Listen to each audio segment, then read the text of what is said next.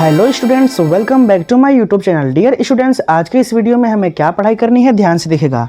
आज हम लोग सबसे पहले सीखेंगे विद्युत प्रतिरोध क्या होता है।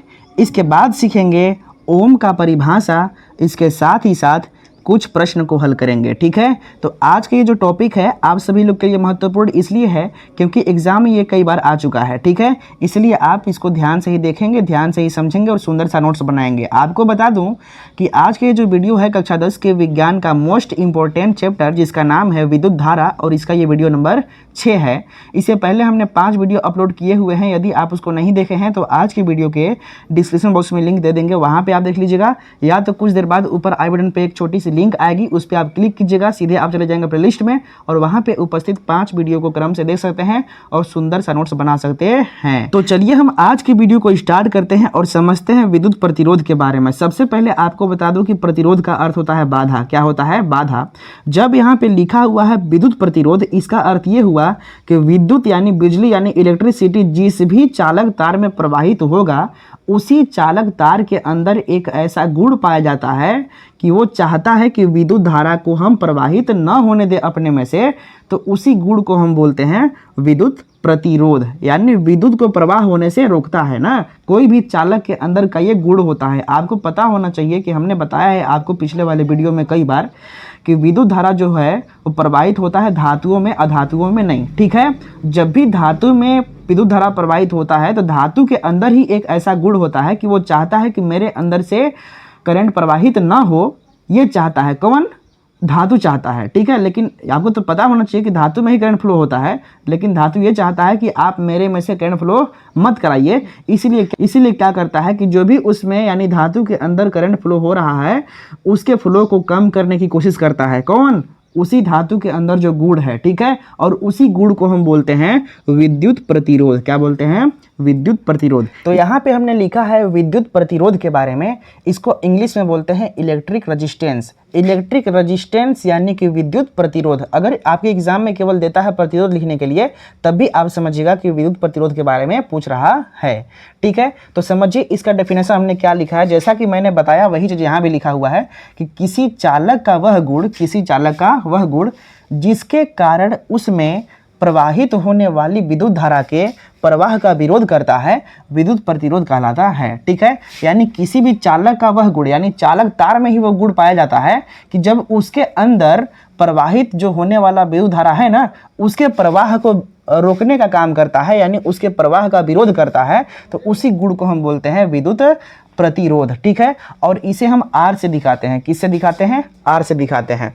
आपको मैं बताना चाहूँगा कि यदि आप ओम के नियम पढ़े होंगे तो ओम के नियम को सीखते समय आपको हमने बताया था कि जब भी आप किसी चालक तार के भौतिक अवस्था में कोई परिवर्तन नहीं करेंगे, इसका मतलब इसके लंबाई को मत बढ़ाइए, इसके मोटाई को मत बढ़ाइए, इसको कोई ताप मत दीजिए, इसको टेम्परेचर मत दीजिए, यानी इसके भौतिक अवस्था को आप चेंज मत कीजिए ना, तो उस कंडीशन में जब इसके अंदर से धारा प्रवाहित होगा यानी करंट प्रवाहित होगा, जिसको हम आई से दिखाते हैं, और इसके दोनों सिरों के बीच में जो वोल्टेज उत्पन्न हो गया यानी कि विभवांतर जो उत्पन्न होगा ना, ये वोल्टेज जो उत्पन्न होगा इनके दोनों सिरों के बीच में, तो ये वोल्टेज जो होता है इसमें प्रवाहित होने वाली धारा के यानी आई के अनुक्रमानुपाती होता है। इसको हम बोलते हैं अनुक्रमानुपाती का चिन्ह। तो यही था ओम का नियम। अब बढ़िया से डिटेल से समझना है तो ऊपर कुछ देर में लिंक आएगी ओम के नियम का, उस पर आप क्लिक कीजिएगा, सीधे आप उस वीडियो को देख करके समझ सकते हैं। ठीक है, केवल आपको हम थोड़ा सा बता रहे हैं। ठीक है, तो यहाँ पे हमने बताया कि जो वोल्टेज होता है धारा के प्रोपोर्शनल होता है यानी अनुक्रमानुपाती होता है। तो इस कंडीशन में हम ऐसा लिख सकते हैं, जो भी है अनुक्रमानुपाती का जब चिन्ह हटाइएगा ना, तो यहाँ पे बराबर का चिन्ह लगता है और इसके बदला में आर आ जाएगा, और यहाँ पे आई यानी आर क्या है? तो प्रतिरोध है। क्या है? प्रतिरोध है। तो जब आप यहाँ से आर की वैल्यू निकालिएगा तो आई यहाँ पे गुणा में है, इधर आएगा तो भाग में, यानी भी बटे आई बराबर आर, यानी आर इक्वल टू क्या हो गया? भी बटे में आई। इसका मतलब प्रतिरोध का सूत्र प्राप्त हो गया यहाँ से। ठीक है, ओम के नियम से आप लिख सकते हैं, ओम के नियम से क्या चीज़ भाई? कि जो आर है ना, आर इक्वल टू भी अपॉन आई, ये ओम के नियम से आपको फार्मूला प्राप्त हो गया। इसका आप मात्रक देख लीजिए, मात्रक पूछता है एग्जाम में कई बार कि इसका मात्रक क्या होता है, ठीक है, किसका, विद्युत प्रतिरोध का। तो जब भी आप आर का मात्रक लिखेंगे, आर मतलब प्रतिरोध का मात्रक, तो आपको लिखना पड़ेगा वोल्टेज का मात्रक सबसे पहले, किसका, वोल्टेज का, यानी वी का मात्रक। इसके साथ साथ विद्युत धारा जो आई है इसका मात्रक लिखना पड़ेगा, ठीक है।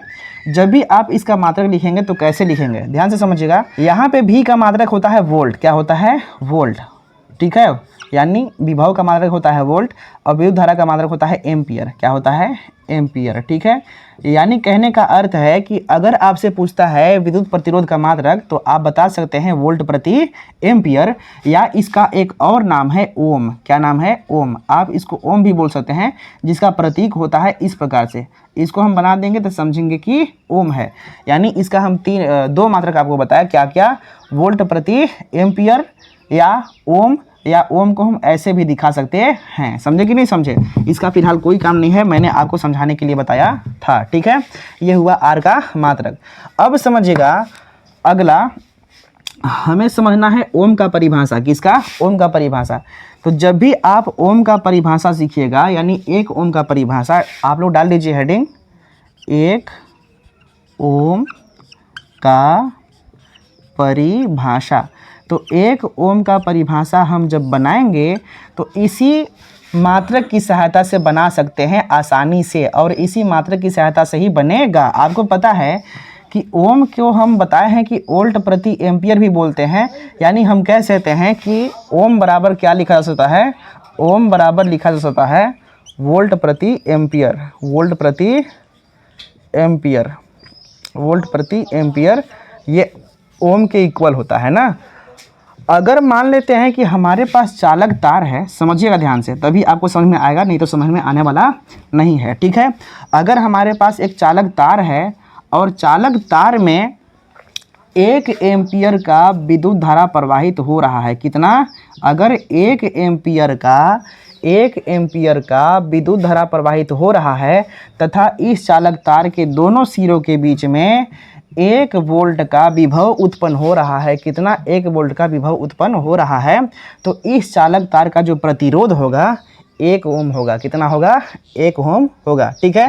तो इस प्रकार से हम बोल सकते हैं कि यदि किसी चालक तार में 1 एम्पियर का विद्युत धारा प्रवाहित हो रही है तथा चालक तार के दोनों सिरों के बीच में 1 वोल्ट का विभव उत्पन्न हो रहा है, तो इस चालक तार का जो प्रतिरोध होगा 1 ओम होगा, ठीक है। इसका डेफिनेशन हम ऐसे लिखेंगे। तो डेफिनेशन को हम लिख लेते हैं, क्या लिखेंगे, यदि किसी चालक तार में 1 एम्पियर की विद्युत धारा प्रवाहित हो रही है तथा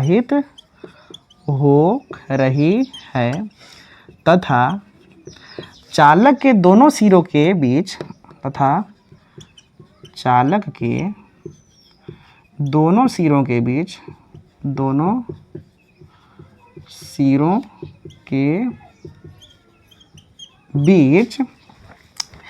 एक वोल्ट विभव उत्पन्न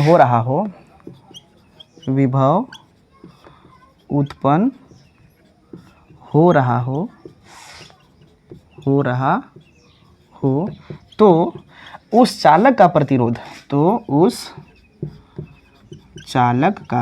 क्या चीज़, प्रतिरोध, चालक का जो प्रतिरोध है ना, प्रतिरोध ये कितना होगा, 1 ओम होगा, 1 ओम होगा, ठीक है। ये आप इसका डेफिनेशन देंगे, और डेफिनेशन लिखने के बाद एक चीज़ आपको लिखना पड़ेगा कि 1 ओम बराबर 1 वोल्ट, क्या चीज़, 1 वोल्ट प्रति 1 एम्पियर, ठीक है।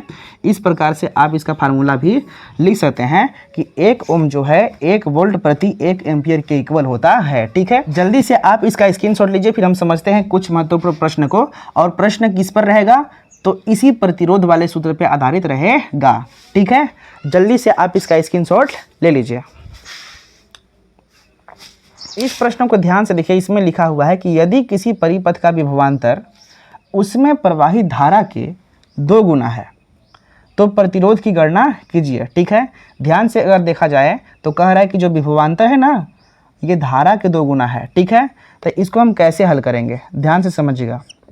सबसे पहले आपको मानना चाहिए विद्युत धारा। ठीक है, मानना होगा आपको, माना विद्युत धारा I बराबर, आप कुछ मान लीजिए, आपका जो भी मन करे वो मान लीजिए। ठीक है, आप 1 मानिए, 2 मानिए, 3 मानिए, 4 मानिए, 5 मानिए, कुछ भी चीज़ मानिए। मान लेते हैं कि हम 10 मान लिए, 10 एम्पियर। ठीक है, यानी विद्युत धारा जो I है ये कितना है, 10 एम्पियर। लेकिन जो विभवांतर बोल रहा है यानी भी कह रहा है कि उसमें प्रवाहित जो धारा है ना उसके 2 गुना है। तो धारा कितना प्रवाहित हो रहा है, 10 एम्पियर, और इसका 2 गुना, यानी कहने का मतलब 10 गुना 20 वोल्ट इसका क्या है, वोल्टेज है।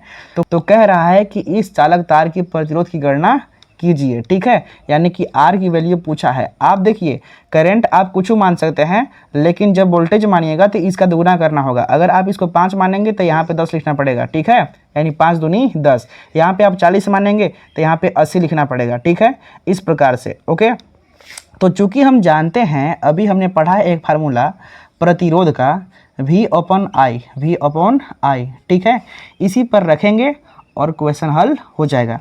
तो लिखेंगे, इसको बोलते हैं इसलिए R इक्वल टू V का मान कितना है, 20 वोल्ट, कितना 20 बटे I का मान कितना है भाई, 10 एम्पियर। ठीक है, 20 वोल्ट और 10 एम्पियर। तो जब इसको काटिएगा, 10 से कम 10, 2 दूना 20, तो R का मान कितना आ गया, 2 वोल्ट प्रति एम्पियर। और वोल्ट प्रति एम्पियर को हम ओम भी बोलते हैं, तो R इक्वल टू 2 ओम। ठीक है, यानी प्रतिरोध कितना आ गया, 2 ओम आ गया। This is right answer. Okay, तो मैं आशा करता हूँ कि आप लोग को ये जितने भी टॉपिक है आज के, ये समझ में आ चुके होंगे। ठीक है, तो आपसे एक छोटी सी रिक्वेस्ट है कि आप हमारे वीडियोज़ को लाइक करो या ना करो, लेकिन सब्सक्राइब करके आराम से जुड़ जाओ, ताकि और भी बेहतरीन वीडियोस आप लोग को हम प्रोवाइड करा सकें। ठीक, तो मिलते हैं नेक्स्ट वीडियो में नए टॉपिक के साथ। तब तक के लिए आप अपना ख्याल रखिए। Thank you so much watching for this video.